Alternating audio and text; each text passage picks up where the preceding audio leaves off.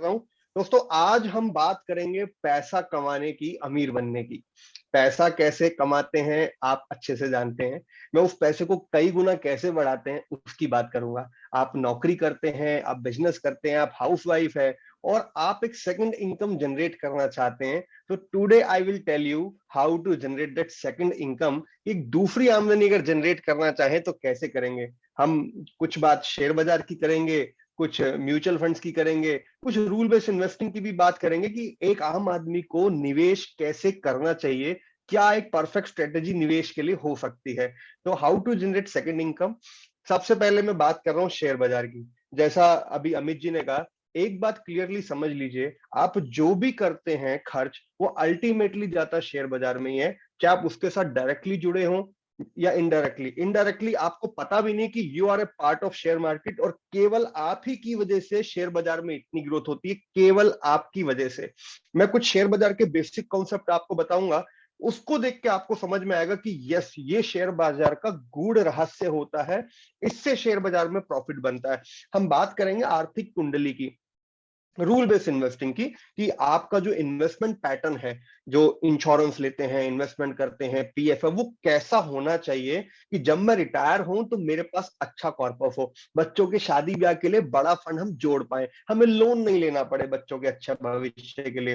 ये जो life time के टारगेट्स होते हैं ना, हम सबके घर में बच्चे हैं, उनको पढ़ाना भी है, उनकी शादी भी करनी है, और उसके बाद वो लोग अलग सेटल हो जाने वाले, जमाना बदल गया। तो मेरा गाड़ी बंगला में मेंटेन कर सकूं, बुढ़ापे में, वृद्धावस्था पे बच्चों पर डिपेंड नहीं रहना पड़े, उसके लिए हम क्या करें। तो उसके लिए हम रूल बेस्ड इन्वेस्टिंग की बात करेंगे। तो सबसे पहले मैं शुरू कर रहा हूं शेयर बाजार की। शेयर बाजार का रहस्य समझने से पहले आपको अपने आप से एक सवाल पूछना है। आप कौन हैं, क्या करते हैं और कैसे करते हैं in terms of your business and नौकरी। आपका जो कमर्शियल लाइफ है, आप नौकरी करते हैं, बिजनेस करते हैं, दुकान चलाते हैं, किसी कंपनी में काम करते हैं, स्कूल टीचर हैं, वट एवर प्रोफेशन, आप बस अपने आप से पूछ लीजिए कि आप जो काम करते हैं, कल को यदि आपका नौकरी चला गया, या घर बैठना पड़ा, या कोरोना आ गया, या आप रिटायर हो गए, तो क्या आपको आमदनी आएगा। जिस बिजनेस या प्रोफेशन में आप हैं, क्या वो आपको लाइफ टाइम रॉयल्टी देगा। ये एक बार अपने आप से पूछिए, फिर मैं आपको दिखाता हूं कि एक्चुअल में हम लोग कौन हैं, हम क्या करते हैं और करना क्या चाहिए। पूरी दुनिया में केवल 4 ही तरह के काम धंधे होते हैं, मतलब बिजनेस या नौकरी या प्रोफेशन, जिससे लोगों को पैसा मिलता है अपना घर चलाने के लिए। केवल 4 ही तरह के प्रोफेशन होते हैं। पहला प्रोफेशन होता है नौकरी, यानी कि एम्प्लॉय, यानी जो व्यक्ति नौकरी करता है, उसको बोलते हैं कि जैसे मैं किसी की नौकरी करता हूं, मुझे सैलरी मिलती है, तो this is one kind of profession, employment. नौकरी करता हूं, मेरे बदले की कीमत मुझे मिलती है, मेरी कीमत वक्त के साथ साथ मेरा टैलेंट बढ़ेगा, तो मेरी तनख्वाह भी वक्त के साथ साथ बढ़ेगी। और ये वाला एम्प्लॉयर अगर मुझे अच्छी तनख्वाह नहीं देगा, तो मैं नौकरी छोड़ के दूसरी कंपनी में चला जाऊंगा। दूसरा प्रोफेशन होता है self employ, which is called as खुद का जो लोग काम करते हैं, जैसे डॉक्टर हैं, लॉयर हैं, चार्टर्ड अकाउंटेंट हैं। ये ऐसे लोग भी हो सकते हैं जो पहले नौकरी करते थे, नौकरी करते करते समझ में आ गया कि यार मैं जो काम करता हूँ, कंपनी उससे 50,000 बनाती है, मुझे तो 25 ही देती, तो क्यों ना मैं खुद का काम शुरू कर दूं। लोग नौकरी छोड़ के सेल्फ एम्प्लॉय बन जाते हैं। यहाँ पे दोनों ही जगह पे आपको जो कीमत मिलती है, जो आपकी इनकम होती है, वो आपके स्किल, टैलेंट और आपके टाइम पे डिपेंड करती है। नौकरी में भी लोग ओवर टाइम लगाते हैं तो ज्यादा पैसा बनाते हैं। तीसरी तरह का एक प्रोफेशन होता है which is called as businessman. अभी एम्प्लॉय और सेल्फ एम्प्लॉय में डिफरेंस नजर आ रहा है। सेल्फ एम्प्लॉय और बिजनेसमैन में जमीन आसमान का डिफरेंस है। सेल्फ एम्प्लॉय एक एम्प्लॉय की तरह ही व्यक्ति होता है, बस उसके काम करने के घंटे खुद मैनेज करता है। अभी आपको लग रहा होगा मैं नौकरी और बिजनेस की बात कर रहा हूं, जबकि बात तो शेयर बाजार की करनी थी। शेयर बाजार का रहस्य समझना है तो ये बात आपको समझनी पड़ेगी, क्योंकि इसी स्लाइड के अंदर आपको समझ में आ जाएगा शेयर बाजार में पैसा कैसे बनता है। तो बिजनेसमैन वो व्यक्ति होता है जो एम्प्लॉय नाम के व्यक्ति को सैलरी देता है और अपनी यहां नौकरी पे रखता है और उससे काम कराता है। तो अब जैसे मैं स्कूल में पढ़ाता हूं, तो मैं एम्प्लॉय हुआ, मैंने स्कूल का नौकरी छोड़ के ट्यूशन सेंटर खोल लिया, तो मैं सेल्फ एम्प्लॉय बन गया। जब मेरे पास बहुत सारे बच्चे पढ़ने आ गए, तो मैंने 4 ट्यूटर अपने पेरोल पे रख लिए कि भैया बच्चे ज्यादा है, पढ़ाने के लिए टीचर चाहिए, तो मैं बिजनेसमैन बन गया। यहां तक की कहानी सबको मालूम है। शेयर बाजार में इसके ऊपर की कहानी होती है। एक चौथा प्रोफेशन होता है जिसे कहते हैं इन्वेस्टर, क्योंकि जब मैं ट्यूशन सेंटर खोलूंगा तो उन कर्मचारियों को सैलरी देने के लिए मुझे पैसा चाहिए होगा। तो या तो मैं बैंक से उधार लूंगा, या मैं किसी साहूकार से कर्जा लूंगा, अपनी जमीन गिरवी रखूंगा, या मैं अपनी कंपनी के शेयर बेचूंगा। तो जो चौथा इन्वेस्टर होता है उसे बेसिकली शेयर होल्डर बोलते हैं। और आप विश्वास नहीं करेंगे, पूरी दुनिया में, केवल भारत ही नहीं, पूरी दुनिया में 80% लोग जो काम करते हैं या तो वो एम्प्लॉय होते हैं या सेल्फ एम्प्लॉय होते हैं, और पूरी दुनिया का केवल 20% वेल्थ ही इनके पास होता है। और पूरी दुनिया में, इंडिया और इंडिया के बाहर, केवल 20% लोग हैं जो या तो बिजनेसमैन होते हैं या शेयर होल्डर इन्वेस्टर होते हैं, और पूरी दुनिया की 80% वेल्थ इन लोगों के पास होती है। अमीर हमेशा अमीर रहता है, गरीब हमेशा गरीब रहता है, अमीर और गरीब होता चला जाता है, गरीब और गरीब होता चला जाता है, क्योंकि ये डिफरेंस बहुत बड़ा है। तो हमको अपनी जिंदगी में एम्प्लॉय या सेल्फ एम्प्लॉय बन के रहना है या बिजनेसमैन बनना है, वो एग्जांपल आज मैं आपके सामने शेयर बाजार के थ्रू रखूंगा। मैं आपके सामने एक छोटा सा एग्जांपल रख रहा हूं। हर किसी की इच्छा होती है, नौकरी कर रहा होता है कि यार मैं अपना बिजनेस शुरू करूंगा, अपना बिजनेस शुरू करूंगा।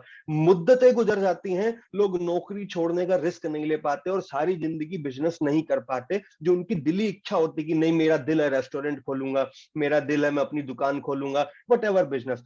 अभी आप सोचिए, पिछले 10 साल में सबसे अच्छा धंधा क्या रहा? मान लीजिए आपका कोई फ्रेंड, कोई कुलीग, कोई पड़ोसी अच्छा काम कर रहा है, उसने बहुत पैसा जोड़ लिया, क्या धंधा उसने किया?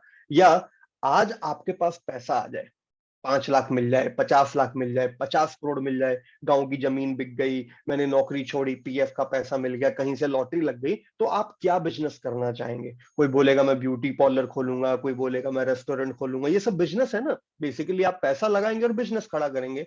अभी मैं आपके सामने 10 बिजनेस लिख रहा हूं। ये 10 के 10 बिजनेस स्क्रीन पे आ रहे हैं आपके सामने। बिजनेस का नाम है मारुति। नाम सुना होगा आपने, मारुति कार हम सब चलाते हैं। Apollo hospital, Titan. आप विश्वास नहीं करेंगे, पिछले 15 मिनट में जब से प्रेजेंटेशन चल रही है, मैंने यहाँ बैठे बैठे 50 बाईपास सर्जरी कर दी। आप सोचेंगे ऐसा कैसे हो सकता है? जी हाँ, ऐसा हो सकता है, because I am the owner of Apollo hospital. अब शेयर बाजार का गूढ़ रहस्य समझिए। मेरे पास अपोलो हॉस्पिटल के शेयर हैं। अपोलो हॉस्पिटल में जो डॉक्टर काम कर रहे हैं उनको मैंने पैसा दिया है, और अपोलो हॉस्पिटल जो प्रॉफिट कमाता है उसका एक हिस्सा मेरे पास आता है। आप जो हाथ में घड़ी बांधते हैं ना टाइटन की, जब आप एक टाइटन की घड़ी खरीदते हैं तो 0.0001% पैसा मेरे पास आता है, क्योंकि मैं टाइटन कंपनी का शेयर होल्डर हूं।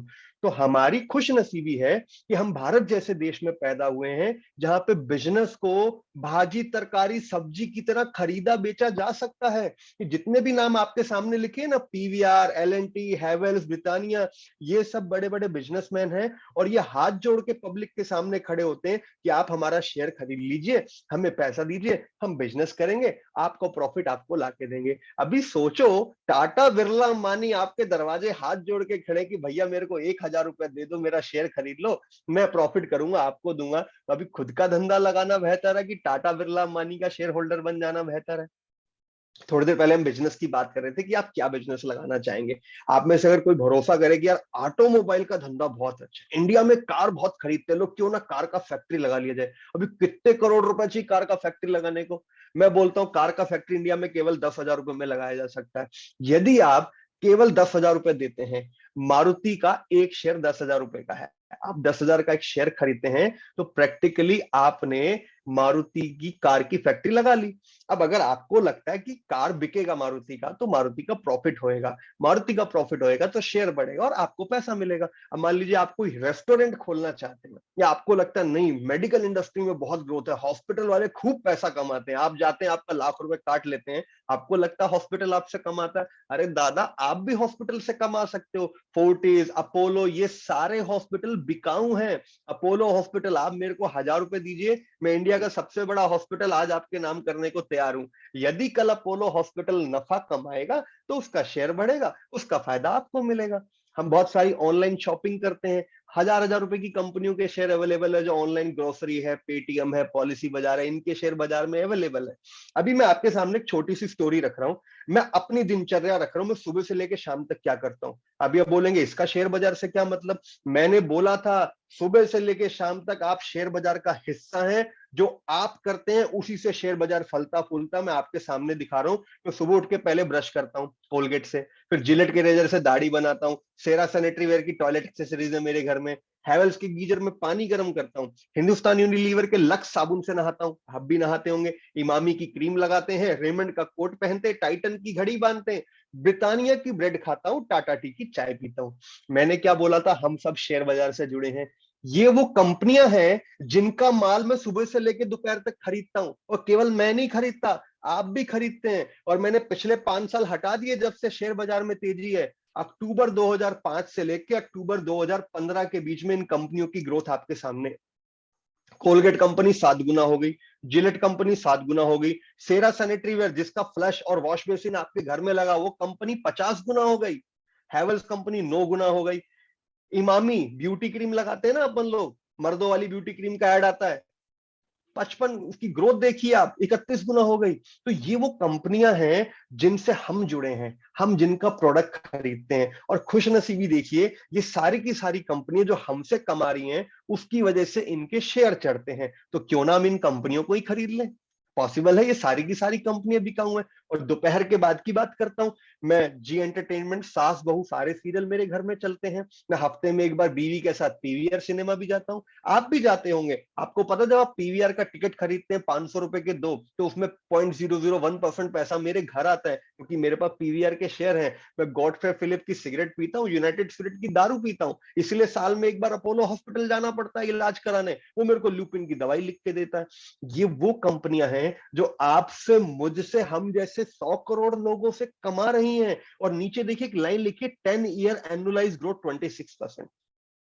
बात को समझिए, ये वो कंपनियां हैं जो आम आदमी की जिंदगी से जुड़ी हैं, आपकी मेरी जिंदगी से जुड़ी हैं। और ये कंपनियों का सालाना ग्रोथ 26% है। आपको पता है, बैंक में सालाना ग्रोथ 4% भी नहीं है। बैंक एफडी में 4% साल का मिलता है, और यहां साल का 26% मिल रहा है। और ये कंपनियां हमारी वजह से कमा रही हैं। और ये तो चलो पिछले 10 साल की बात हुई, उन कंपनियों की बात हुई जो हमसे जुड़ी हैं। अभी और बड़ी कंपनियों की बात करते हैं। आपने सेंसेक्स और निफ्टी नाम सुना होगा। सेंसेक्स अभी करीब करीब 60,000 पे है, और निफ्टी करीब करीब 18,000 पे है। आप ध्यान दीजिएगा, बॉम्बे स्टॉक एक्सचेंज का सेंसेक्स जो 30 कंपनी से बना है, ये 1979 में इसकी शुरुआत केवल 100 रुपए से हुई थी। It was initiated in 1979 with 100 rate point. सन 2000 आते आते 5,000 का हो गया, और आज 2021 में 60,000 का है। जब मैं नया नया इस बिजनेस में आया था 15 साल पहले, तब सेंसेक्स करीब 5,000 की रेंज में होता था, और मैं लोगों को बोलता था शेयर बाजार में पैसा लगाओ, सेंसेक्स 50,000 हो जाएगा, लोग मानते नहीं थे। हुआ है। और ग्रोथ रेट देखिए, 17% ग्रोथ रेट सेंसेक्स का, यानी भारतीय शेयर बाजार में जिन लोगों ने लंबे समय में निवेश किया, उनको 17% ग्रोथ रेट मिला है। और एक दिन में नहीं मिला। देखिए, शेयर बाजार का ग्राफ है, कभी ऐसे आता है, फिर ऐसे जाता है, फिर ऐसे आता है, फिर ऐसे आता है। और होता है कि जब यहाँ पे लोग निवेश करते हैं, उसके बाद वो ऐसे हो जाता है। ग्राफ आपके सामने। तो कभी भी स्पेक्युलेटिव होकर शेयर बाजार में पैसा नहीं डालना चाहिए कि चढ़ रहा है, डाल दो उड़ा दिए डाल तो। दो, गिर रहा है, बेच दो बेच दो। अक्सर लोग ऐसा करते हैं, शेयर बाजार चढ़ रहा होता है तो पैसा डालते हैं, और जैसे ही वो डालते हैं बाजार गिरने लगता है। जब गिर रहा होता है तो निकाल लेते हैं कि नहीं, ये तो डूब रहा है, और ना डूब जाए। लेकिन हर वो व्यक्ति जिसने लंबे समय के लिए शेयर बाजार में पैसा रखा और अच्छी कंपनी के शेयर्स में रखा, उनकी ग्रोथ हुई है। और ये तो पूरे बॉम्बे स्टॉक एक्सचेंज की ग्रोथ का ग्राफ है। बीएससी 30 जिसे हम सेंसेक्स के नाम से जानते हैं, उसने सालाना 17% का रिटर्न दिया, चाहे ऊपर गया चाहे नीचे गया। एकदम साफ सीढ़ी की तरह, सांप काटता फट से नीचे आ जाता, फिर सीढ़ी चढ़ता धीरे धीरे। सांप सीढ़ी का खेल तो देखे होंगे ना, बचपन में अपन सब लोग खेले हैं। सेंसेक्स ऐसे ही चढ़ा है। और ये अलग अलग समय पे आई हुई गिरावट है। जब जब मार्केट में गिरावट आती है, जब जब मार्केट गिरती है, उसके बाद तेजी से चढ़ती है। चाहे 1988 का दौर हो, 1993, सन 2003, 2009, और अभी रिसेंट 2019 कोरोना की जब फर्स्ट वेव आई थी, अगर आप लोगों ने ध्यान दिया हो, सेंसेक्स और निफ्टी आधे हो गए थे। और देखिए उसके बाद की ग्रोथ वहां से डबल हो गए। जिन लोगों ने आज से 1.5 साल पहले पैसा डाला था, उनका पैसा दुगना हो गया। तो ये लेवल की ग्रोथ भारतीय शेयर बाजार में अवेलेबल है, और आप ही की वजह से। क्योंकि आपके मेरे जैसे 100 करोड़ लोग खर्च करते हैं, इन कंपनियों का प्रोडक्ट खरीदते हैं, उनसे इन कंपनियों का फायदा बनता है। तो क्यों ना वो फायदा हम भी कमाए। मैं प्रिंटेड कमिटमेंट नहीं दे सकता, सब्जेक्ट टू मार्केट रिस्क। लेकिन अगर सेंसेक्स में जो पिछले 40 साल से, अभी आप खुद अपने आप से एक सवाल पूछिए, क्या आपको लगता है आपका आमदनी अगले 10 साल में बेहतर रहेगा पिछले 10 साल से। मैं 1 लाख रुपए कमाता हूं और 90,000 खर्च कर देता हूं, कल जब मैं 2 लाख कमाऊंगा तो 1,80,000 खर्च करूंगा। तो अगर आपको लगता है आपका आमदनी बढ़ने वाला है अगले 10 साल में, तो ऑब्वियसली आपका खर्चा भी बढ़ने वाला है अगले 10 साल में। जब आप खर्च करेंगे तो किस पे करेंगे? इन्हीं कंपनियों का प्रोडक्ट खरीदेंगे, इन्हीं कंपनियों का ग्रोथ होएगा। और मैं छोटी सी कैलकुलेशन ले रहा हूं, सेंसेक्स का सालाना ग्रोथ 17% है। यदि यहां के बाद 15% भी आया तो 2025 में सेंसेक्स 1 लाख होगा और 2030 में सेंसेक्स 2 लाख होगा। आप निवेश करें या नहीं करें, 5 साल और 10 साल के बाद जब सेंसेक्स 1 लाख और 2 लाख होगा, तब आपको याद आएगा कि किसी ने 10 साल पहले आके बताया था कि शेयर बाजार में निवेश इस तरह से करना चाहिए, करने से पैसा बनता है। अभी होता क्या है कि जब शेयर बाजार की बात करते हैं तो अपने को लगता है रिस्क, यानी कि पैसा डूब जाएगा। जिससे भी मिलो यही बोलता है मेरा तो पैसा डूबा। एक बात को ध्यान रखिए, शेयर बाजार में कोई कुआं नहीं है जब पैसा डूब जाएगा, नोटों में कभी आग नहीं लगती है। यदि किसी व्यक्ति का 2 लाख रुपए शेयर बाजार में डूबा है तो इट मीन किसी ने तो 2 लाख कमाया होएगा ना। शेयर बाजार में तो आदान प्रदान होता है रुपए का। तो मैं कौन सी कंपनी का शेयर लूं जो मुझे प्रॉफिट दे? कुछ आईपीओ ऐसे हैं जो पिछले 6 महीने में आए, एक ही दिन में लोगों का पैसा दुगना हो गया। तो क्यों लोगों का पैसा एक ही दिन में दुगना हो जाता है? क्यों शेयर चढ़ते हैं और क्यों शेयर गिरते हैं? कुछ शेयर गिरते भी हैं, ऐसी बहुत सारी कंपनी जो पिछले 10 साल में बर्बाद हो गई, खत्म हो गई, दिवालिया हो गई। ऐसा क्यों होता है उसको समझिए। सबसे पहले आपको एक कॉन्सेप्ट समझाता हूं मैं। चाय का दुकान देखा होगा आपने, मैं बरिस्ता कैफे कॉफी डे की बात नहीं कर रहा, मैं चाय का टपरी की बात कर रहा हूँ। चाय का ठेला जो व्यक्ति लगाते हैं, आपके ऑफिस के बाहर कोई चाय वाला होगा, आपके मोहल्ले में नुक्कड़ पे कोई चाय वाला होगा।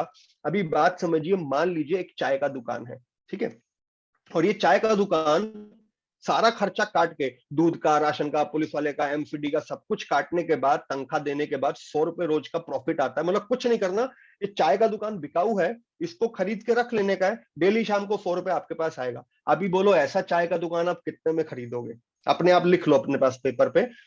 वो चाय का दुकान जो रोज 100 रुपए का प्रॉफिट देता है, उसको आप कितने में खरीदना चाहोगे? पहला सवाल। अब दूसरा, कल को यदि चाय के दुकान का प्रॉफिट 100 की बजाय 200 रुपए रोज का हो गया तो आप कितने में खरीदना चाहोगे? या वो जो 100 रुपए प्रॉफिट चाय का दुकान देती थी उसका प्रॉफिट आधा रह गया, 50 रुपए रह गया, तब आप उस बिजनेस को, उस चाय की दुकान में कितने में खरीदोगे? The same principle work in share market. अगर किसी कंपनी का प्रॉफिट बढ़ेगा तो उसका शेयर भी बढ़ेगा, क्योंकि उसका कीमत बढ़ेगा। और प्रॉफिट क्यों बढ़ेगा? क्योंकि उसका माल ज्यादा बिकेगा। और माल ज्यादा क्यों बिकेगा? क्योंकि आपके मेरे जैसे 100 करोड़ लोग उसका माल खरीदेंगे। और अपन माल ज्यादा क्यों खरीदेंगे? क्योंकि हमारा आमदनी बढ़ेगा। यही चीज एक दूसरे से जुड़ी होती है, डायरेक्टली इनडायरेक्टली। हम सब शेयर बाजार का हिस्सा हैं, लोग हमसे कमा रहे हैं, तो क्यों ना हम शेयर बाजार से कमाएं। उसी के लिए आज इस प्रेजेंटेशन का छोटा सा कॉन्सेप्ट मैंने आपके सामने रखा।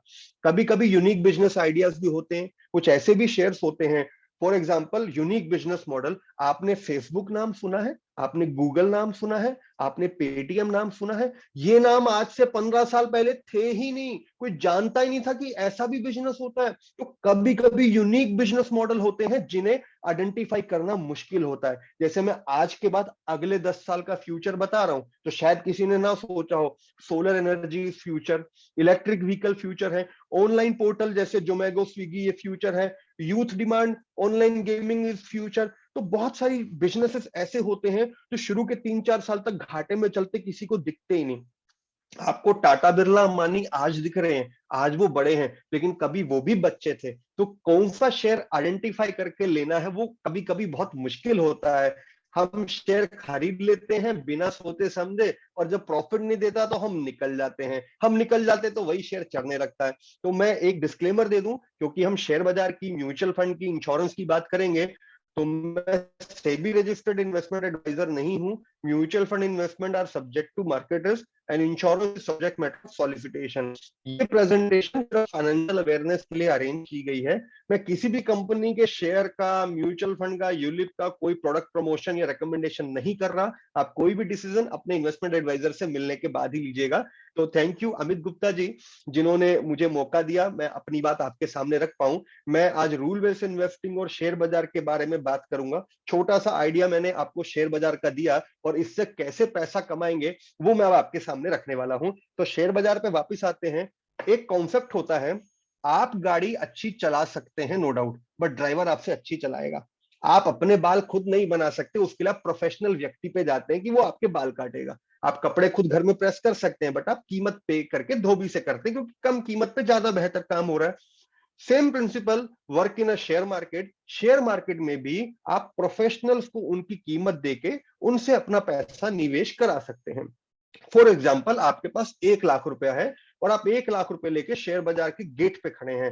अब 1 लाख रुपए लेके शेयर बाजार में जाने वाले हैं। इधर से मुकेश अंबानी साहब आके बोलते हैं कि भाई तुम 1 लाख रुपए लेके शेयर बाजार में जाओगे, नुकसान कराओगे, मेरे पास 99 लाख है, अपना 1 लाख मुझे दो, मैं 1 करोड़ रुपए लेके शेयर बाजार में जाता है, शाम को जब मैं वापिस आऊंगा तुम्हारा प्रॉफिट तुम्हें दे दूंगा। अभी आप खुद सोचिए, खुद का 1 लाख रुपए लेके घुसना बेहतर है कि एक बड़े कॉर्पोरेट्स के साथ उसका शेयर होल्डर बन के घुसना बेहतर है? ऑब्वियसली दूसरा ऑप्शन बेहतर है।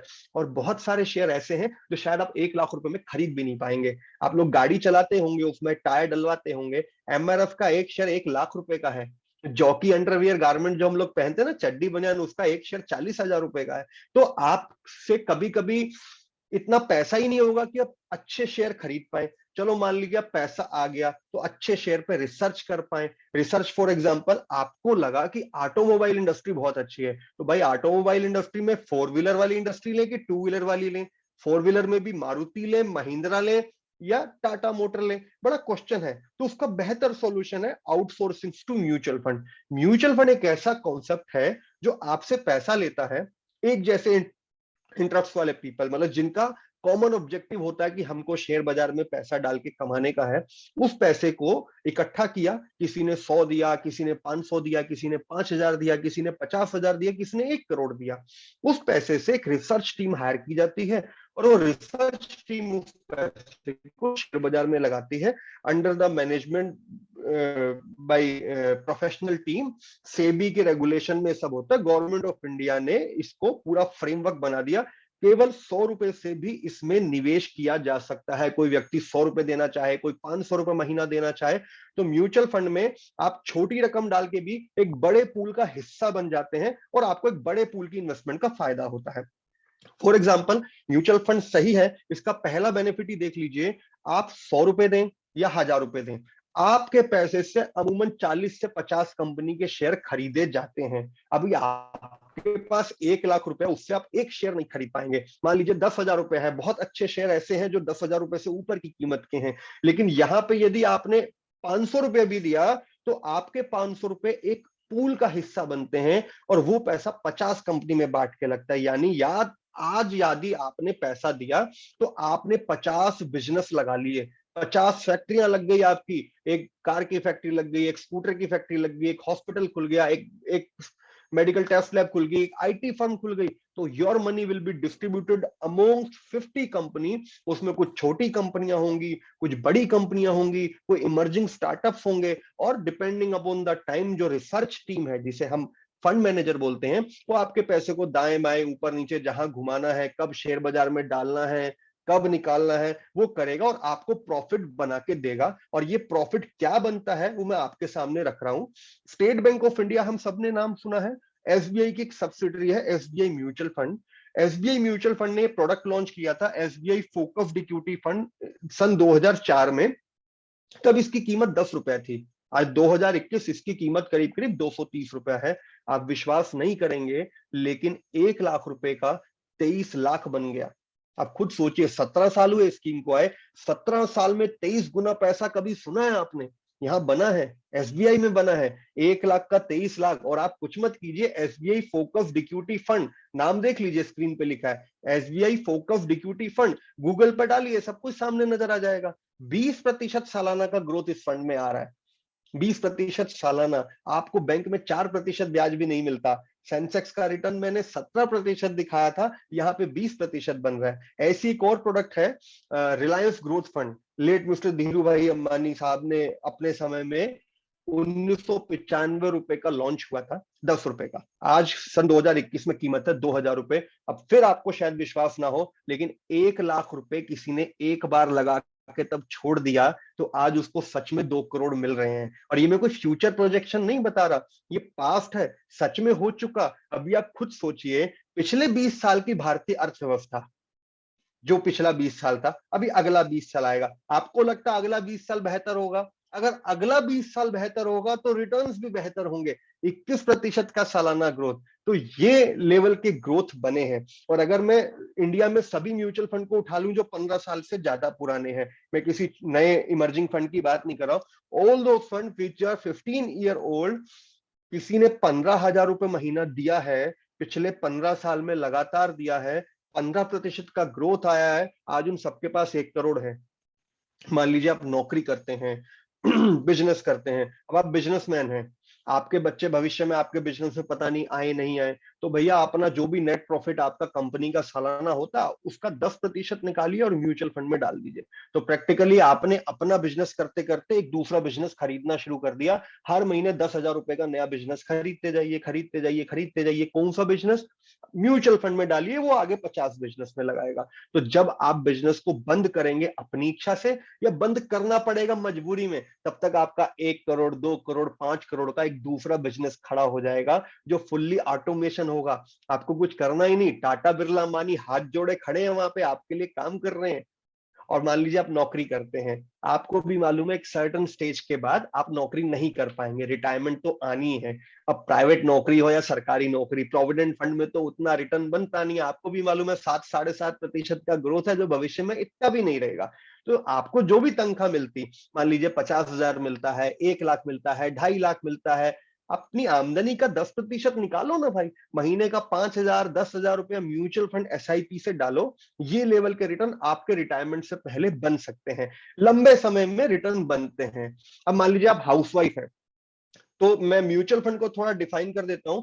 म्यूचुअल फंड 4 तरह के होते हैं। पहला म्यूचुअल फंड तो होते हैं शेयर बाजार वाले फंड, जिनके बारे में मैंने अभी बताया कि शेयर बाजार से ऐसा रिटर्न बनता है। उनका रिटर्न डायरेक्टली डिपेंड करता है शेयर मार्केट पे। अगर इकोनॉमी बेहतर करेगी तो कंपनियों के प्रॉफिट बढ़ेंगे, तो शेयर बाजार चढ़ेगा, तो इक्विटी म्यूचुअल फंड के रिटर्न बनेंगे। दूसरा होता है डेट फंड। मान लीजिए आप एक गृहिणी है और आपको पॉकेट मनी मिलती है और आप मंथली कुछ निवेश करना चाहते हैं, 12 महीने, 18 महीने के बाद आपको कोई बड़ा खर्चा करना है, तो उसके लिए आप डेट फंड ले सकते हैं। मान लीजिए आप बिजनेसमैन है, हर साल दिवाली पे 2-2.5 लाख रुपए का खर्चा करना होता है, अब हर महीने 10,000 रुपए डालते रहिए इसमें। मान लीजिए अगले 3 साल में आपके बच्चे का कॉलेज एडमिशन है या घर में कोई शादी है, आप उसके लिए डेट फंड ले सकते हैं। पहले वाले फंड थे शेयर बाजार वाले फंड, उनका डिपेंड करता है पूरा शेयर बाजार पे। डेट फंड का शेयर बाजार पे कोई लेना देना नहीं है, इसमें अमूमन बैंक से थोड़ा बेहतर रिटर्न आपका आता रहेगा, आरडी की तरह आप चला सकते हैं, कोई लॉक इन नहीं, जब चाहे वापिस ले सकते हैं। तीसरी तरह के फंड होते हैं गोल्ड फंड।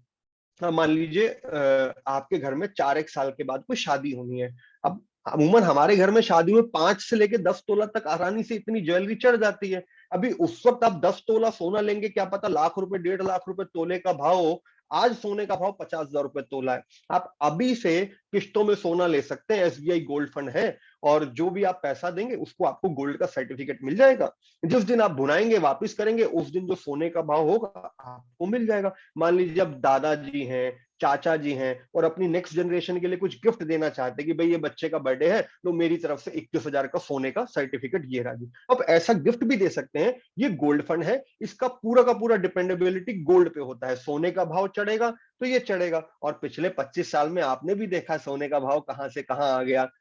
50,000 तोला तो अभी है। और एक चौथी कैटेगरी होती है बैलेंस फंड। तो ऐसे लोगों के लिए होती है जो या तो पहली बार शेयर बाजार में निवेश कर रहे हैं, डर लगता है कहीं पैसा ना डूब जाए, या फिर उनके पास टाइम फ्रेम ज्यादा लंबा नहीं होता, 4-5 साल का ही टाइम है। तो बैलेंस फंड क्या करता है, कुछ पैसा शेयर बाजार में डालेगा, कुछ बॉन्ड में डालेगा, कुछ गोल्ड में डालेगा, और वक्त के साथ उसमें थोड़ी बहुत चर्निंग करता रहेगा। तो 4 तरह के फंड होते हैं। बॉन्ड फंड आपकी शॉर्ट टर्म नीड के लिए, 6 महीना, 12 महीना, 18 महीना के लिए कोई टारगेट है।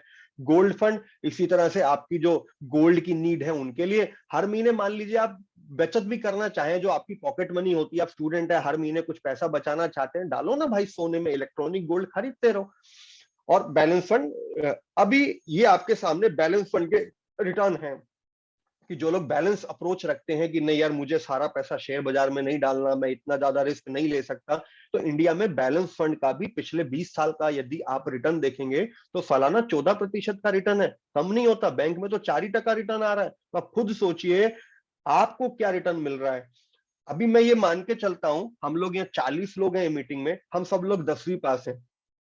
मुझे उम्मीद है हम सब लोग 10वीं पास होंगे। मैंने 10वीं की बात इसलिए की कि 10वीं कक्षा के मैथमेटिक्स में एक क्वेश्चन होता है कंपाउंडिंग फार्मूला, यानी चक्रवृद्धि ब्याज, जो अक्सर बच्चों को याद नहीं हो पाता, मुझे भी कभी याद नहीं हुआ, मैं भी आज तक एक्सेल से ही निकालता हूं। कंपाउंडिंग रिटर्न, जैसे अमित गुप्ता जी ने शुरुआत में कहा था, compounding return is eighth wonder of the world. मैं आपको कंपाउंडिंग रिटर्न की पावर दिखा रहा हूं, आपके सामने। मान लीजिए समबडी हैज 1 लाख रुपीज, मैं गारंटी नहीं दे रहा कि इतना रुपए बनेगा। 1 लाख रुपया यदि 8% सालाना पे ग्रो करता है तो 20 साल में उसकी वैल्यू बनती है 4,66,000। और यही अगर वो 20% पे ग्रो करता है तो उसकी वैल्यू बनती है 38 लाख। अभी आपको आपके 1 लाख पे 4 लाख चाहिए कि 40 लाख चाहिए, वो आप देखिए। दोनों इंस्ट्रूमेंट आपके सामने है। 8% वाले इंस्ट्रूमेंट भी है जहां पे गवर्नमेंट की गारंटी होती है, पीपीएफ है, इंश्योरेंस है, पोस्ट ऑफिस है, बैंक है, बट ग्रोथ रेट कम है, गारंटी जरूर है। और 20% वाले इंस्ट्रूमेंट भी होते हैं, 15-20% का रिटर्न म्यूचुअल फंड, एसआईपीज में, रियल एस्टेट में, प्रॉपर्टी में आता है। तो हम ये मान के चलते हैं कि सारा इधर ना सारा उधर, बैलेंस करके चलो। कुछ पीएफ में डालो, कुछ एलआईसी में डालो, कुछ म्यूचुअल फंड में डालो, कुछ रियल एस्टेट में डालो, तो 12-13-15% का ग्रोथ आ जाए तो आराम से लाइफ के टारगेट अचीव किए जा सकते हैं। यदि मैं 10,000 रुपए महीने की बात करूं कि भाई मैं नौकरी करता हूं, मेरा 1 लाख रुपए तनख्वाह, मैं 10,000 महीना दे सकता हूं। 10,000 रुपए महीना अगले 20 साल में आपको आराम से 1.25 करोड़ रुपए दे सकता है, यदि 15% का ग्रोथ है, जो बेयर मिनिमम पॉसिबल है। कमिटमेंट तो नहीं दे सकते, सब्जेक्ट टू मार्केट रिस्क है, लेकिन पिछले 25 साल से रिटर्न आ रहा है तो पिछले 25 साल से 21% का रिटर्न है। मैं तो 15% का ग्रोथ ले रहा हूं, चलो 10% का ग्रोथ ले लेते हैं। अगर एक बैलेंस अप्रोच लें तो आप ये लेवल की वेल्थ क्रिएट कर सकते हैं। थोड़ी देर पहले एक क्वेश्चन उठा था जिसमें गुप्ता जी ने कहा था कि टारगेट बेस्ड अप्रोच होनी चाहिए। अब मैं टारगेट बेस्ड अप्रोच कर रहा हूं। मान लीजिए मैं चाहता हूं मुझे 5 करोड़ चाहिए रिटायरमेंट से पहले। जिस दिन 5 करोड़ इकट्ठा हो जाएगा मैं रिटायरमेंट ले लूंगा, नौकरी छोड़ दूंगा। या मेरे को मेरे बच्चे को विदेश में पढ़ाना है और उसका अच्छा शादी करना है, 5 स्टार वाला शादी मेरे को करना है, 5 करोड़ चाहिए। तो 5 करोड़ की कैलकुलेशन ये है आपके सामने। यदि 8% पे आपका पैसा ग्रो करता है तो 55,000 रुपए डालना होगा। 15% पे ग्रो करता है तो 18,000 डालना होगा। और अगर मैं एक बैलेंस अप्रोच ले लूं, भैया कुछ पैसा एलआईसी में डालो, सेफ्टी भी चाहिए, कुछ पैसा म्यूचुअल फंड में डालो, कुछ रियल एस्टेट में डालो, तो 12-13-14% का भी रिटर्न अगर बने तो आपका 30,000 रुपए महीने में अगले 25 साल में 5 करोड़ का कॉर्पस इकट्ठा किया जा सकता है। ओवर ए लॉन्ग पीरियड ये वेल्थ बनती है। अब क्वेश्चन ये आता है कि क्या सारा पैसा शेयर बाजार में डाल दें? हम बचपन से सुनते आए हैं कि सारे अंडे एक टोकरी में नहीं रखने चाहिए, सेम एप्लीकेबल हेयर। तो मैं ये रेकमेंड करता हूं, वैसे तो हर व्यक्ति का फाइनेंशियल कुंडली, आर्थिक कुंडली अलग रहता है, आपकी लाइफ के टारगेट, इनकम अलग अलग होती हैं।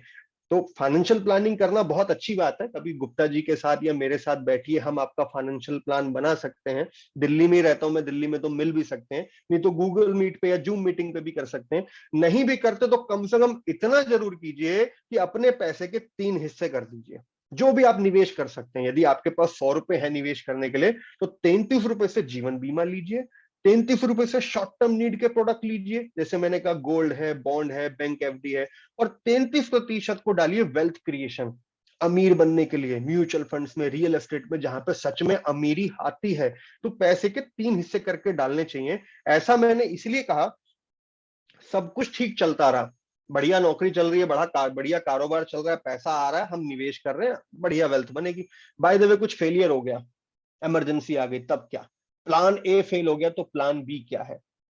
फेलियर किसी भी तरह का हो सकता है। नौकरी चला गया कोरोना में, मेडिकल रेस्ट आ गया, मेडिकल बिल तो पास हो गया कंपनी से, पर 6 महीना जो छुट्टी लगा वो पैसा कहां से आएगा?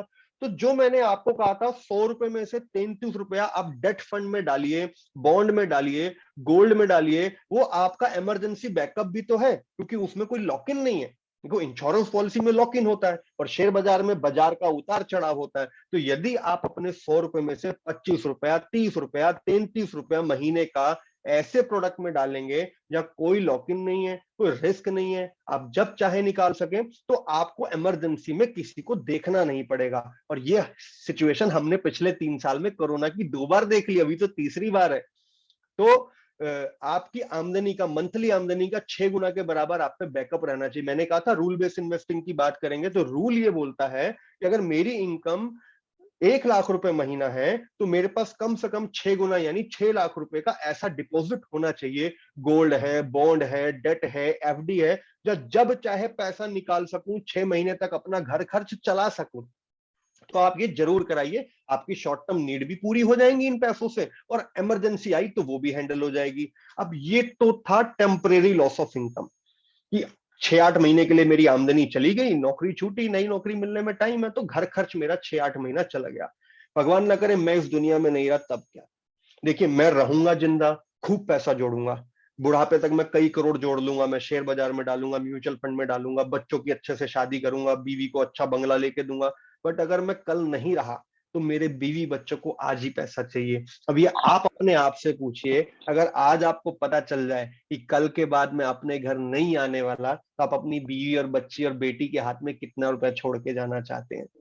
अगेन मैं रूल बेस्ड इन्वेस्टिंग की बात कर रहा हूं। रूल बोलता है कि आपका जो जीवन बीमा का वैल्यू है वो आपकी सालाना आमदनी का 16 गुना होना चाहिए।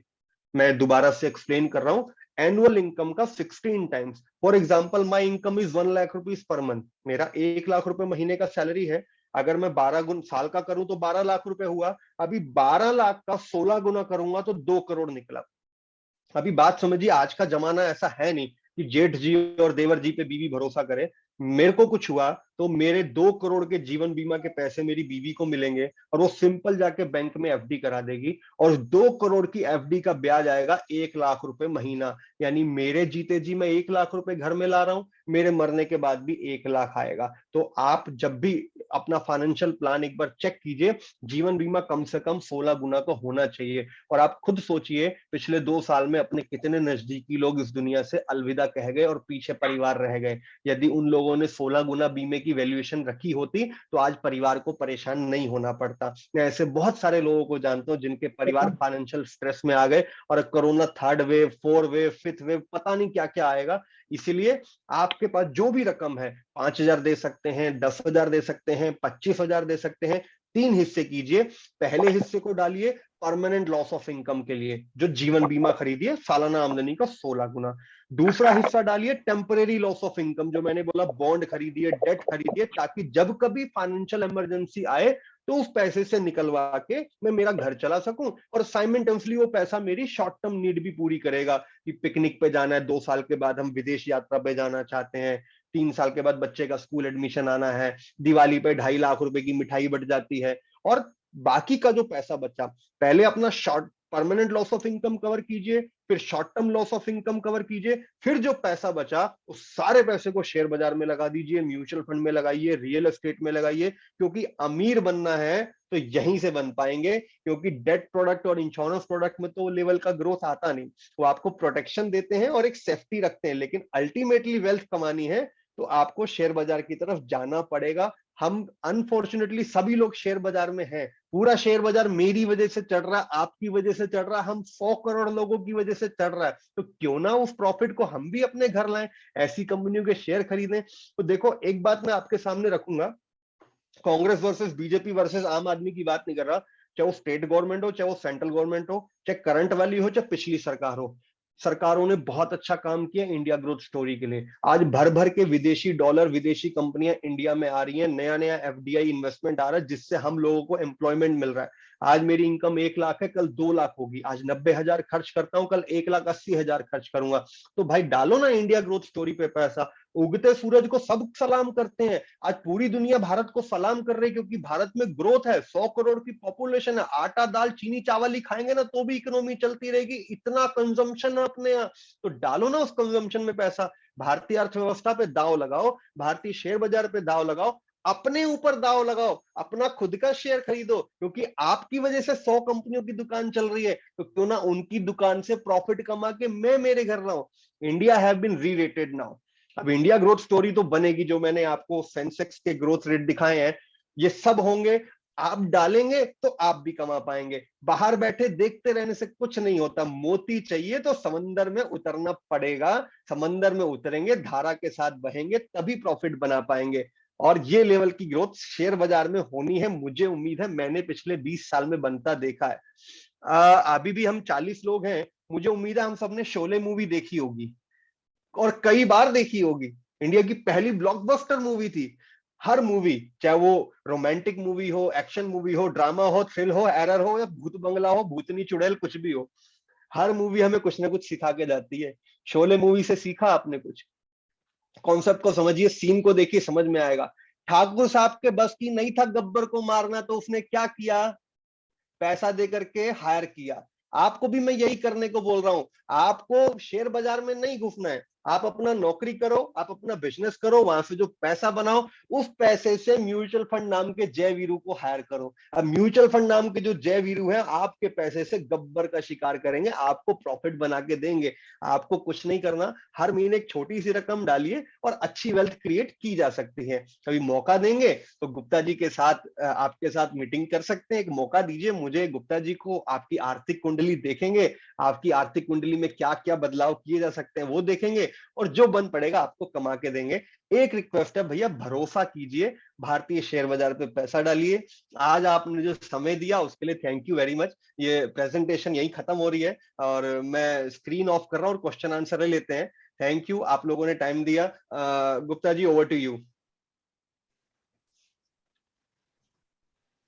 तो फ्रेंड्स, आपका कोई भी क्वेश्चन है? अभी सर ने बहुत सारी चीजें बताई, बहुत सारी चीजें बताई हैं। तो आप कोई भी क्वेश्चन पूछना चाहें तो पूछिए। आप चैट बॉक्स में पूछ सकते हैं, डायरेक्टली अनम्यूट करके पूछ सकते हैं क्वेश्चन। कोई पेंशन बनाना चाहता है, कोई पूछता है कि मेरे को तो पेंशन चाहिए 5 लाख रुपए, मैं आज क्या डालूं, कैसे डालूं? कोई बंदा बोलता है कि मुझे आज से, अभी से ही पेंशन चाहिए, तो आज मैं क्या कर सकता हूँ? कोई बहुत कम पैसे, 10,000 रुपये, 15,000 रुपये कमाता है, वो करोड़ों के अंदर बात सोचता है, तो वो क्या कर सकता है? आप कुछ भी पूछ सकते हैं, सर सब चीजों का जवाब आपको दे सकते हैं। राइट नाउ सेंसेक्स 60,000 पे है, मेरे पास 1 करोड़ रुपए है, मेरे को डालना है, तो मुझको क्या करना है? कुछ भी पूछिए।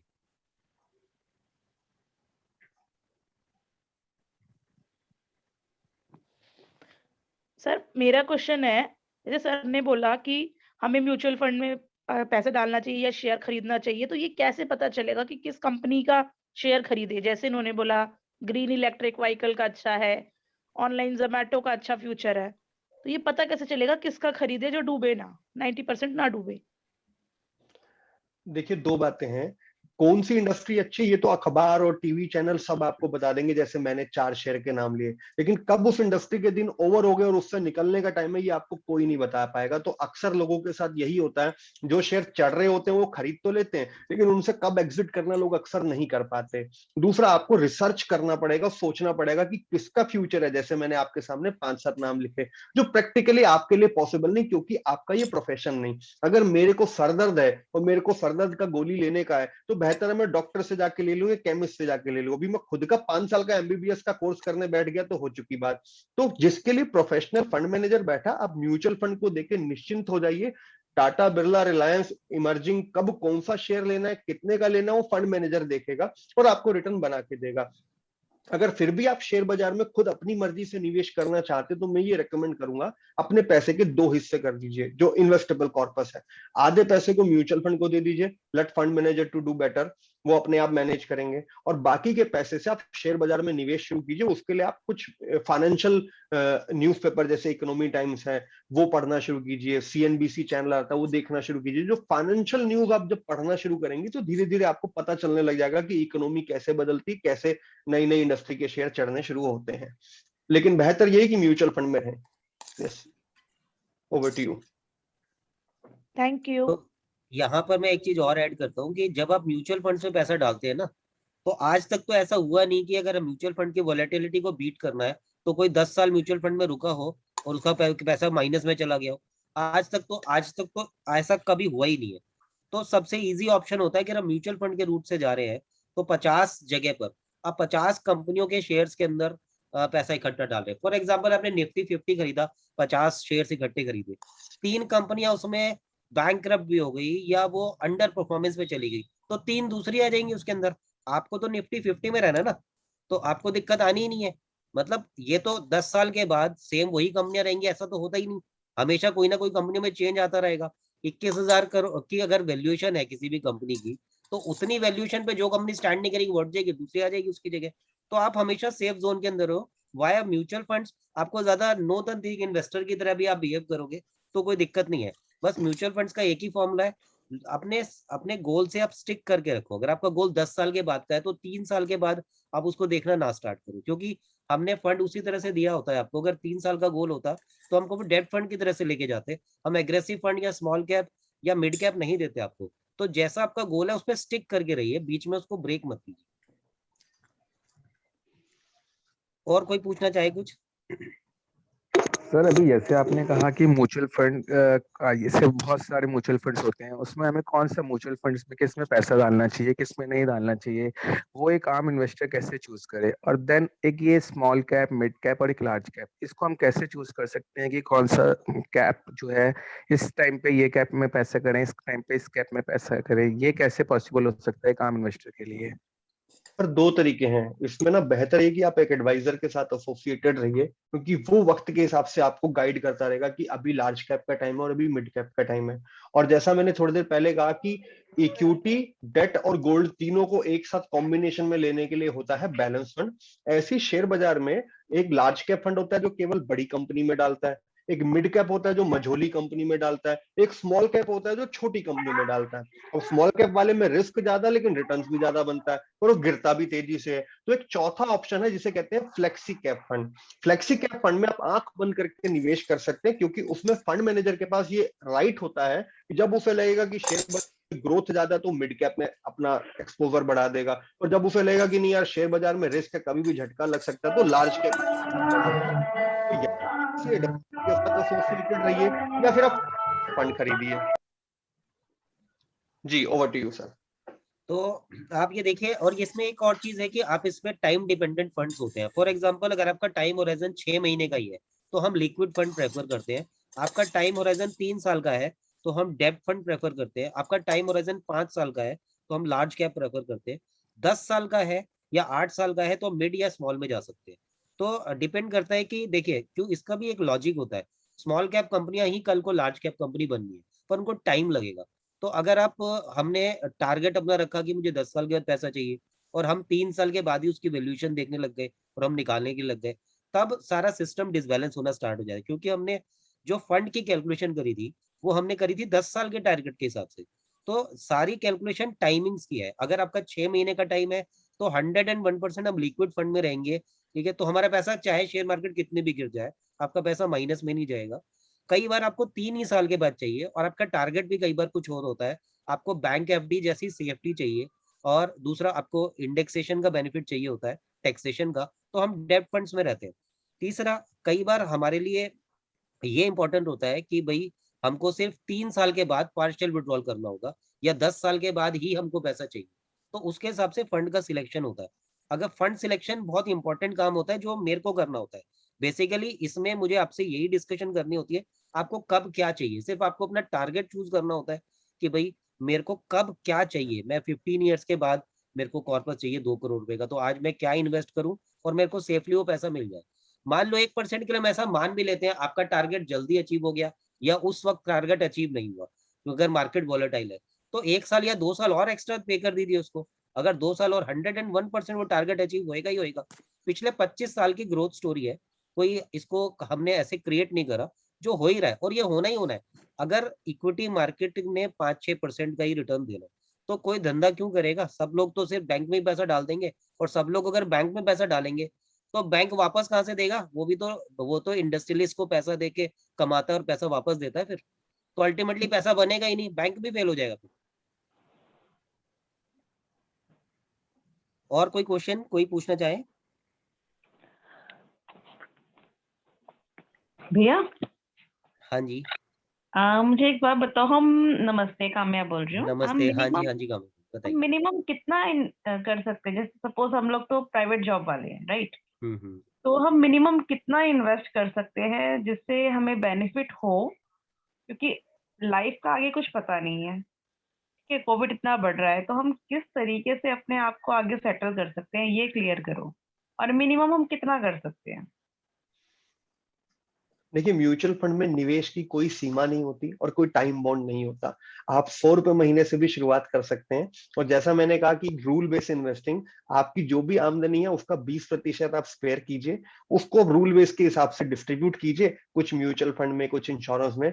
नेट शेल में ये बोलूंगा कि आपकी जो भी सैलरी है उसका कम से कम 10% आपको म्यूचुअल फंड में डालना चाहिए। बाकी आप जितना डालना चाहे उतना बेहतर है। मिनिमम निवेश कोई नहीं होता, कोई लॉक इन नहीं होता। आप चाहे 1000 रुपए महीना डालें, चाहे 5000 डालें, लेकिन आप कोशिश कीजिए, टाइम फ्रेम मेंटेन कीजिए कि मैं 5 साल रखूंगी या 10 साल रखूंगी। कोई लॉक इन नहीं है, you may exit any time. But क्योंकि आप जो टाइम फ्रेम बताएंगे उसके हिसाब से हम फंड सिलेक्शन लेंगे। फिर ऐसा ना हो कि आपका टाइम फ्रेम लंबा था, हमने स्मॉल कैप फंड ले लिया और आप 1 साल के बाद बोले ये तो घाटे में जा रहा है, मुझे निकलना है। तो लंबे समय के लिए पैसा डालिए, पैसा बनता है। मैंने थोड़ी देर पहले एक बात बोली थी कि अगर आप नौकरी कर रहे हैं, हर महीने कुछ पैसा डालते जाइए, आपका बहुत बड़ा एक कॉर्पस इकट्ठा हो जाएगा। रिटायरमेंट पे इतना बड़ा अमाउंट मिलेगा कि आप शान से जिंदगी जिएंगे, नौकरी करने का जरूरत नहीं पड़ेगा। Over to you ma'am. तो देखिए, इसमें सिंपल से अगर आप 1000 रुपये भी डाल रहे हैं ना, तो वो एक बहुत बड़ा कॉर्पस बनता है। पर डिपेंड करता है कि अगर हम पैसा बहुत ही कम डाल रहे हैं तो समय बढ़ाइए, उसके लिए समय को अपने टारगेट से लिंक कीजिए। फॉर एग्जाम्पल, अभी आपके दोनों बच्चे छोटे हैं अभी, तो आप उनकी प्लानिंग कर सकते हैं कि सबसे पहला, दूसरी आपकी प्लानिंग होती है कि मेरे रिटायरमेंट पर मेरे पर कॉर्पस चाहिए। तो अगर हमारे पास देखिए जो भी टाइम है, अगर मान लो किसी का 2 साल का बच्चा है तो उसके बाद लगभग उसके लिए 17-18 साल का टाइम ही है। पर होता क्या है, नॉर्मली हम सोचते सोचते सोचते जो है, हम 10 साल का हो जाता है बच्चा और हम तब प्लानिंग करते हैं। तो कंपाउंडिंग इफेक्ट 10 साल में लगेगा। आपके कंपाउंडिंग करने का सारा खेल ही कंपाउंडिंग का है कि अगर आप पैसे को 17 साल के लिए डालोगे तो पैसे का रिजल्ट कुछ और होगा। 10 साल के अंदर डालेंगे तो चाहे कम पैसा डालिए आप, पर रेगुलर डालिए और टारगेट बेस्ड पैसा डालिए कि मेरे को 17 साल के बाद ये पर्पस है। जब भी आप उस पैसे को छेड़ोगे तो आपको याद आना चाहिए, अरे ये पैसा तो मैंने बच्चों के एजुकेशन में डाला था, ये पैसा तो मैंने श्योर इवेंट्स जो मेरे लाइफ के हैं, जो कि मेरे को एक 60 ईयर्स के बाद रिटायरमेंट के लिए मैंने पैसा 1000 रुपये, 2000 रुपये, 5000 रुपये डालना स्टार्ट किया था। तो आपको दर्द होना चाहिए कि ये पैसा मैं निकाल रही हूँ तो मैं किस कीमत पे निकाल रही हूँ, मैं क्या सेक्रीफाइस कर रही हूँ कि भाई मेरे पास मेरा फ्यूचर जो श्योर इवेंट का, जब 60s का मैं हो जाऊंगा तो तब मेरे को कितना पैसा मिल रहा है, वो वाला पैसा मैं निकाल रही हूँ। जैसे आपके घर में सोना रखा हुआ है, तो कितनी भी इमरजेंसी आ जाए, पैसा थोड़ा ना कर देते हो कि उस सोने को उठा के हम बेच के आ जाते हैं। हम उससे इमोशनली जुड़े होते हैं। तो आप टारगेट से इमोशनली जुड़े रहिए, तभी आप उसमें रुक पाएंगे। म्यूचुअल फंड ने पैसा बहुत बना के दिया है, पर सबका पैसा नहीं बना। इसलिए पैसा नहीं बना सबका क्योंकि लोग टिक नहीं पाते इसके अंदर, लोग दिमाग को फोकस नहीं कर पाते। तो फोकस कीजिए अपने गोल पर बस, बाकी सब हमारे पर छोड़ दीजिए। सिंपल आपको अपना गोल बताना है, इतना पैसा चाहिए, उसकी रिवर्स कैलकुलेशन हम करेंगे, उतना पैसा डालेंगे, पैसा बनना ही बनना है। श्योर एंड शॉर्ट है। ठीक है, चलो मैं आपसे मिलूंगी, क्योंकि इसका ना मुझे टारगेट देखो दो है, बच्चे छोटे भी है, उनकी एजुकेशन भी है, आगे अपने लिए भी सोचना है, और थर्ड पॉइंट इज हमें कहाँ कितना इन्वेस्ट करना है वो आप हमें बताइए। वो बिल्कुल, डेफिनेटली हम एक बार मिलके फिजिकली मीटिंग करते हैं, फिर बात करते हैं सर। ठीक है, ओके। Thank you. और कोई पूछना चाहे कुछ, प्लीज पूछिए। नमस्कार सर। नमस्कार सर। नमस्कार जी, नमस्कार। बहुत अच्छा हमने इन्वेस्ट किया आपके गाइडेंस में, और मैंने Thank देखा you, है sir. कि बहुत बढ़ता है पैसा। मेरे फादर ने किया था तो 1-1 लाख का मैं आज 40-40 लाख लेके बैठी हूँ। बहुत बढ़िया जी, बहुत बढ़िया, मैं थैंक यू। यहाँ पर एक क्लियर करता हूँ, ये शिल्पी भाभी, इनके father he was a aggressive investor. उन्होंने म्यूचुअल फंड्स में they earned crore rupees in mutual funds. ठीक है, even in debt funds they have generated 20, 50 lakh rupees in debt funds, because he was a long term investor. He invested for around 30-40 years continuously. He never turned out the money. उन्होंने कभी पैसा निकाला नहीं, जो पैसा डाला और वो पैसा बढ़ता ही बढ़ता चला गया। एक्सट्रीमली हाई रेट ऑफ, मतलब मैं अगर लाइफ में पहली बार किसी को देखा मैंने इस तरह की इन्वेस्टमेंट, तो शायद मतलब कि इट इज अलार्मिंग, मतलब रिमार्केबल। उनकी क्या स्ट्रेटेजी 40 साल 30 साल के अंदर रही, वो इट वाज अलार्मिंग। अगर डेट फंड से भी कोई 40-40 लाख रुपए कमा सकता है, आप सोचिए कि कितना जबरदस्त लॉकिंग कर रखेगी पैसे की। तो इट इज एक्सट्रीमली हाई, बहुत ही ग्रेट ग्रेट मतलब। सर मुझे अभी अपनी 15 इयर्स डॉटर के लिए ही देखना है कि कैसे कॉर्पस करूं। तो उसके लिए हमको सिर्फ वही रिवर्स कैलकुलेशन, मुझको चाहिए क्या, अगर हमको कब क्या चाहिए, वही सेम कैलकुलेशन है। हम बहुत डिस्कशन करते भी रहते हैं कि हाँ हमको जी। चाहिए क्या, कितने टाइम में चाहिए, उसी के हिसाब से हमको फंड की प्लानिंग करनी होती है। और बेसिकली आपके फादर ने भी देखो जनरेट किया ही है, तो सबसे ज्यादा तो पैसा तो बन ही रहा है। पैसा तो कोई बोलने की बात ही नहीं है कि मैं आपने तो देखा ही है कि लाइव एग्जांपल है, मेरे पास पेपर्स हैं, मैं आप लोगों की बात को मान सकती हूँ क्योंकि मैं लाइव एग्जांपल देख रही हूँ आज। डेफिनेटली तो मैं आगे आप लोगों की गाइडेंस चाहती हूँ कि इस चीज में कैसे करें। फादर अब मेरे हैं नहीं, तो गाइडेंस आप लोगों से हम उसके लिए बैठेंगे, हम मिलती पहले भी भी है। हमने भी इन्वेस्टमेंट करी है पहले, ठीक है ना, और हाँ, बैठेंगे दोबारा बात करेंगे सब चीजों के ऊपर। और बहुत ही बढ़िया है, मतलब रियली में, मतलब मैं बहुत टर्निंग ऑन पॉइंट है मेरे लिए कि किस लेवल की कॉर्पस क्रिएशन होती है अगर लंबे टाइम तक रुकते हैं, वो देखने लायक प्रोफाइल, मतलब really extremely high grade even profile. मैंने भी, मुझे भी इतना आइडिया उस समय नहीं था। पिछले 2 सालों में मुझे जो आइडिया लगा है उसको देख के मतलब मेरा इतना ज्यादा इस चीज के ऊपर बिलीव आया है। और इनका पैसा देखिए, हमने बैलेंस्ड अप्रोच में भी, एनजीए के बैलेंस फंड में भी इनका पैसा डाला, हमने राइट टाइम पर स्विचिंग भी करी। जिस वक्त हमारी सर डिस्कशन होती थी बैलेंस फंड के लिए, हाँ जी, तो मार्केट गिरने पर भी कोई दिक्कत नहीं है, हमारा पैसा सारा प्लस में ही है सारा, कहीं कुछ भी कोई दिक्कत है ही नहीं, मतलब तो मैंने ग्रेट। सर को थैंक्स करूंगी मैं कि बहुत अच्छे लेवल पे इन्होंने मेरी गाइडेंस करी। और फादर के साइड बाय साइड इधर मेरा सारा फाइनेंस सर ही संभालते हैं, तो मुझे गाइड करते हैं। और वो चीज जो ये मुझे बोलते थे वो ऑन पेपर्स में देख रही हूँ। Thank you. Thank you thank you.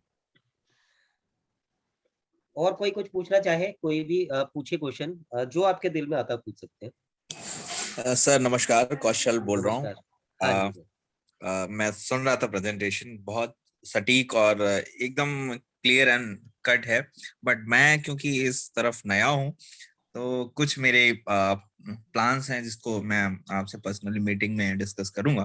But आप जैसे कुछ आइडिया है कि मेरे को 3 साल में कुछ 10-1 लाख के रूप में रिटर्न चाहिए, तो मुझे मंथली किस तरह का इन्वेस्टमेंट करना चाहिए मिनिमम, मतलब एक आइडिया जस्ट लेने के लिए। और फिर एक 7 साल और 10 साल के बाद मुझे तकरीबन 1 CR के आसपास चाहिए, ताकि मैं एक हेल्दी पेंशन बना सकूं अपने साथ 7 और 10 साल के बाद में, ताकि वो उस एक हेल्दी अमाउंट को लेकर मैं अपनी पेंशन बना सकूं, ताकि इन फ्यूचर जो चीजें हैं उसको मीट कर सकूं, अपने कुछ टारगेट्स हैं उसको मीट कर सकूं। तो एक तो 3 साल वाला है और एक 7 से 10 साल वाला है, जो मतलब उसमें कि मैं मंथली किस तरह से इन्वेस्ट करूं, SIP, म्यूचुअल फंड, व्हाटएवर, वो तो आप खुद ही करेंगे जिस रूप में करेंगे।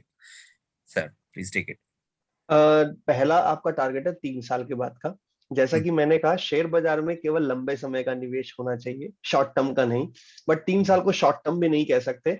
तो 3 साल वाले टारगेट के लिए आप बैलेंस फंड में जा सकते हैं। बैलेंस फंड में कुछ इक्विटी और कुछ डेट रहेगा। वो फंड मैनेजर अपने हिसाब से इक्विटी डेट कम ज्यादा करेगा। और ऑन एन एवरेज आप 10% के लगभग का एनुअलाइज रिटर्न अज्यूम कर सकते हैं। नॉट गारंटेड, बट ये लेवल का रिटर्न बनेगा। क्योंकि 3 साल का टारगेट बहुत जल्दी है, मैं शेयर बाजार का रिस्क ले नहीं सकता। दूसरा टारगेट है 7 years. Either you put one time money, मैं आपको कैलकुलेट करके दिखा दूंगा कि इतने कॉर्पस के लिए आज इतना डालने की जरूरत है, रिवर्स कैलकुलेशन जिसे बोलते हैं, गोल ओरिएंटेड। उसके लिए आप इक्विटी डाइवर्सिफाइड फंड, कोई भी फ्लेक्सी कैप फंड ले सकते हैं, क्योंकि 7 ईयर एक सफिशिएंट टाइम होता है शेयर बाजार के लिए।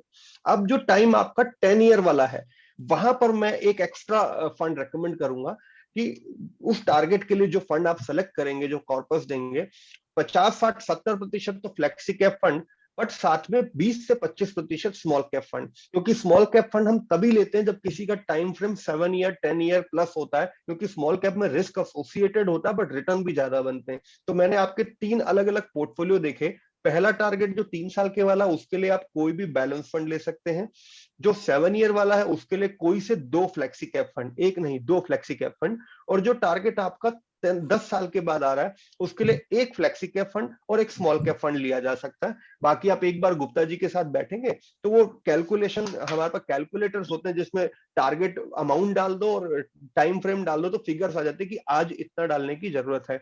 Either it is one time और मंथली। मिलके करेंगे तो ज्यादा बेहतर रहेगा। और अगर पर्सनली मिलना पॉसिबल नहीं तो इस मीटिंग के बाद हम सेपरेट जूम मीटिंग एक अलग से कर देंगे। मैं एक्सेल शीट आपको स्क्रीन पे दिखा दूंगा पूरी कैलकुलेशन के साथ। Correct sir, thank you so much. But ये है कि हाँ, पर्सनली मैं, आप यहीं दिल्ली NCR में ही है ना सर? हाँ जी, मैं दिल्ली में ही हूँ जी। हम तो कभी भी अरेंज कर सकते हैं, आप फिजिकल भी एनी और हम ऑनलाइन भी, एनी टाइम, कोई प्रॉब्लम नहीं है उसके। तो वो कांटेक्ट नंबर वगैरह सारा कुछ चाहिए होगा सर आपसे? और उसके बाद आप जैसे ये जूम मैं चैट बॉक्स में नंबर लिख रहा हूँ, हाँ जी आप देख लीजिए। हाँ जी मैंने चैट बॉक्स में भी लिख दिया, और कोई वैसे भी नोट करना चाहे तो मेरा नंबर है 9899126388। I am repeating again, it's 9899126388। मैं और गुप्ता जी बिजनेस पार्टनर हैं और बहुत सारे इन्वेस्टमेंट के डिसीजन हम लोग साथ मिलके लेते हैं, और अमित गुप्ता जी के बहुत सारे क्लाइंट्स हैं जिनसे मैं पहले मिल चुका हूं। तो हम कोई भी कॉमन टाइम ऐसा सेट करके जिसमें मैं और गुप्ता जी अवेलेबल हो, हम मिल सकते हैं। बिल्कुल sir, thank you so much. Hello जी बताइए। और कोई कुछ पूछना चाहे? Sir good evening. जी सर हेलो। बताइए। पूछिए सर। हाँ जी बताइए।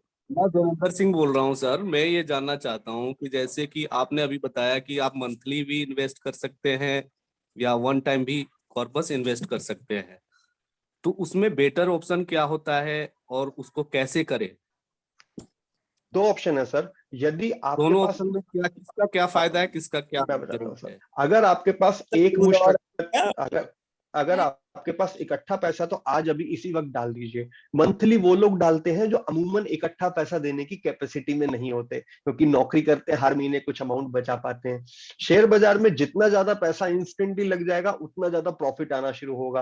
फॉर एग्जाम्पल, आप 5 लाख आज इकट्ठा डालते तो आपको 5 लाख का प्रॉफिट आज ही मिलने लगेगा। लेकिन यदि आप 10,000 रुपए महीना करके डालेंगे तो 5 लाख जोड़ने में ही 5 साल लग जाएंगे, तो आपको केवल 10,000, 20,000, 30,000 इस तरह के पैसे पे प्रॉफिट आएगा। हाँ, एक दूसरा इश्यू ये होता है कि इकट्ठा पैसा शेयर बाजार में डाल दूं, कल को शेयर बाजार गिर गया तो उसकी प्रिकॉशन लेने की जरूरत होती है। आज जो व्यक्ति हमें इकट्ठा पैसा दे रहा है, हम उसका पूरा पैसा म्यूचुअल फंड में नहीं लगवा रहे, हम आधा पैसा इक्विटी फंड और आधा पैसा डेट फंड में ले रहे हैं या बैलेंस फंड में ले रहे हैं, ताकि कल को बाजार में झटका लगे तो एडजस्ट कर सकें। मंथली देंगे तो फिर आंख बंद करके कोई भी इक्विटी म्यूचुअल फंड में डाल दीजिए। ये डिफरेंस होता है सर। तो यहाँ पर देखिए, आपका फिर वही चीजें आती है कि अगर आपके पास कई बार लमसम पैसा है, कई बार मार्केट 60,000 पे चल रही है, हमको मन में डर लगता है कि यार 60,000 पर है, मार्केट महंगी है, सस्ती है, कई बार तो बहुत सारे रूट आप एसटीपी के जरिए पैसा डाल सकते हैं। हमने 5 लाख रुपए आपके लिक्विड फंड में ले लिए, उसको हमने 3 साल के अंदर एसटीपी के रूट से, STP mean systematic transfer plan, एक लिक्विड फंड से हमने इक्विटी फंड में पैसा डाइवर्सिफाई करना स्टार्ट कर दिया। तो यानी आप सिंगल भी दे सकते हैं पैसे, आपका जो लिक्विड फंड है वो कभी भी कुछ भी होने पे माइनस में जाता ही नहीं है। इक्विटी का जो फंड है आपका, धीरे धीरे पैसा डाल सकते हैं उसके अंदर, तो वो बाय डिफॉल्ट हर वीकली पैसा ट्रांसफर होता रहता है एक फंड से दूसरे फंड पर, और मार्केट के फ्लक्चुएशन को बीट कर देता है वो पैसा। तो आप सिंगल भी डाल सकते हैं। और सिप के जरिए तो आपको सोचने की कोई जरूरत है ही नहीं, क्योंकि सिप तो ऑटोमेटिकली हाँ, वो तो आपकी कर ही दी हमने सिप अभी। तो बीच बीच में आप उसको अपडेट कर सकते हो। जैसे आपको कहीं से मैंने बताया 25,000 पे एक LIC से हमारे पास मनी बैग आया, अब हम सोचते हैं कि हम करें क्या इस मनी बैग का, उसकी पूलिंग कीजिए लिक्विड फंड में या डेट फंड में। जब भी मार्केट के अंदर ऐसी कंडीशंस आती है, ठीक है, तो हमेशा आपके पास कोई भी 25, 30, 10,000, 15,000 हमेशा उसको पूल करते रहिए लिक्विड फंड, और लिक्विड फंड से धीरे धीरे उसको इक्विटी के अंदर ट्रांसफर कीजिए। यही एक तरीका है। वरना क्या होता है, जो भी पैसा आया, लोगों के पास इतनी पॉलिसीज है, पैसा लगातार आता है, पर वो क्या करते हैं, बैंक में डाल देते हैं, अगले महीने हमको चेक दे देते हैं काट के, वो अपने कंफर्टेबल जोन के लिए यूज कर लेते हैं उस पैसे को। बेसिकली वो पैसा आपका निवेश का पैसा था। तो सोने का एक पार्ट जो आपके घर में बचने वाला सोना था, उसका एक पार्ट आपके पास जल्दी आ गया, तो वो इन्वेस्ट होना था। तो बस ये गलती ना करें कि जो भी पैसा मनी बैक के फॉर्म में आ रहा है, उसको इमीडिएटली हमसे डिस्कस करके इन्वेस्ट कीजिए डेब्ट फंड में, पूलिंग करते रहिए उस पैसे, तो फिर पैसा बनेगा ही बनेगा। पैसा बहुत बनता है। आपको 5 साल के बाद ओके, थैंक यू। और कुछ पूछिए।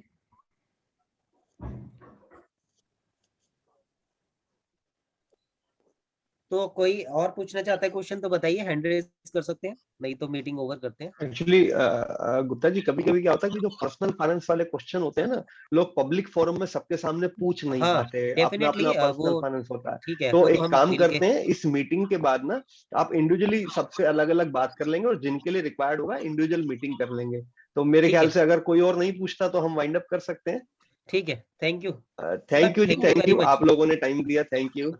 Thank you sir. ठीक है, प्रभात जी आप मीटिंग एंड कर दीजिए। Okay, thank you very much.